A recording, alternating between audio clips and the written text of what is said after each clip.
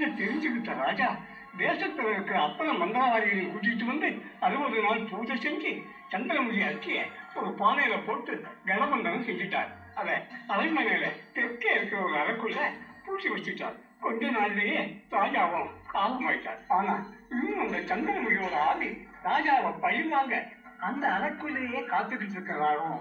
அதே அறைக்குள்ள ஒரு பெரிய ராஜநாகம் இருக்கிறதாகவும் அந்த காலத்துல இருந்து சொல்றாங்க. இதுல எது உண்மை இது பொய்ன்னு யாராலையும் சரியா சொல்ல முடியாது.